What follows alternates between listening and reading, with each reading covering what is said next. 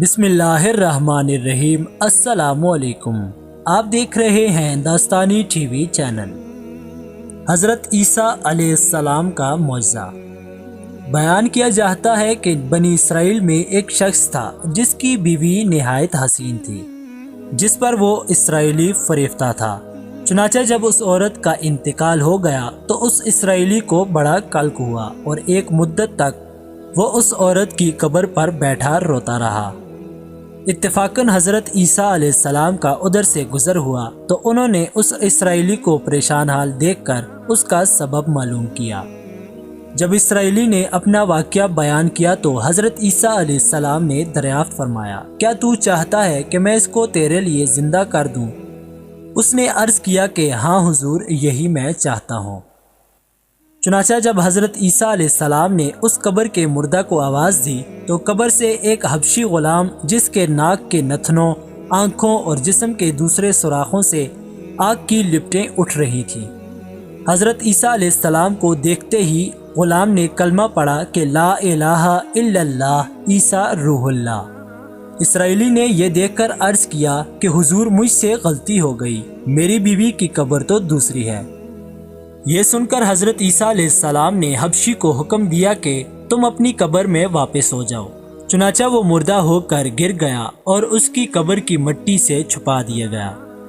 پھر حضرت عیسیٰ علیہ السلام نے اس دوسری قبر کی جانب توجہ فرمائی اور حکم دیا کہ اے صاحب قبر، اللہ کے حکم سے زندہ ہو جا۔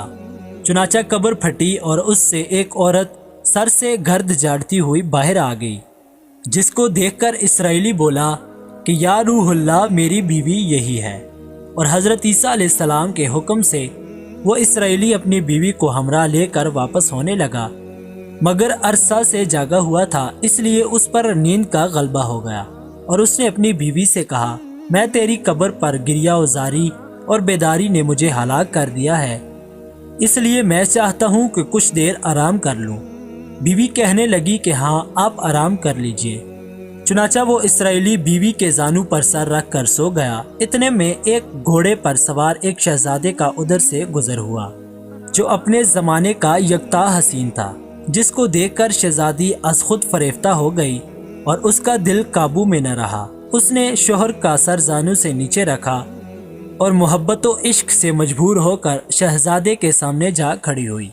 ادھر جیسے ہی شہزادے کی نظریں اس پر پڑی، وہ بھی اس کو دیکھ کر اس پر فریفتہ ہو گیا اور عورت کی خواہش پر اس نے اپنے گھوڑے پر بٹھا کر لے گیا۔ چنانچہ اس کے شوہر نے بیدار ہو کر جب اپنی بیوی کو نہ پایا تو نہایت پریشان ہوا اور اس کے ملنے کی تدبیر سوچنے لگا۔ سوچتے سوچتے آخر اس کے نشانے قدم پر چل کر اپنی بیوی کو تلاش کر لیا، جو شہزادے کے پاس پہنچ چکی تھی۔ اس کو دیکھ کر اسرائیلی نے شہزادے سے عرض کیا کہ یہ میری بیوی ہے، آپ اس کو چھوڑ دیجئے۔ ابھی شہزادہ کچھ کہنے بھی نہ پایا تھا کہ اس عورت نے کہا کہ میں تیری بیوی نہیں بلکہ شہزادے کی لونڈی ہوں۔ یہ سن کر شہزادہ اسرائیلی سے کہنے لگا، کیا تو مجھ سے میری لونڈی کو لینا چاہتا ہے؟ اس نے کہا، خدا کی قسم، یہ میری بیوی ہے، جس کو میرے سردار حضرت عیسیٰ علیہ السلام نے مرنے کے بعد میرے لیے زندہ کیا ہے۔ ابھی یہ گفتگو ہو رہی تھی کہ اتفاقاً حضرت عیسیٰ علیہ السلام بھی وہاں تشریف لے آئے، جن کو دیکھ کر اسرائیلی کہنے لگا، یا روح اللہ، کیا یہ میری بیوی نہیں جس کو آپ نے میرے لیے زندہ کیا ہے؟ حضرت عیسیٰ علیہ السلام نے فرمایا کہ ہاں، یہ وہی ہے۔ یہ سن کر عورت کہنے لگی کہ یا روح اللہ، یہ شخص جھوٹا ہے، میں تو اس شہزادے کی لونڈی ہوں۔ حضرت عیسیٰ علیہ السلام نے فرمایا کہ کیا تو وہ عورت نہیں جس کو میں نے اللہ تعالیٰ کے حکم سے زندہ کیا ہے؟ عورت نے کہا، یا روح اللہ، باخدا میں وہ نہیں ہوں۔ اس کے بعد حضرت عیسیٰ علیہ السلام نے فرمایا، جو جان خدا کے حکم سے میں نے تجھے دی ہے اس کو واپس کر دے۔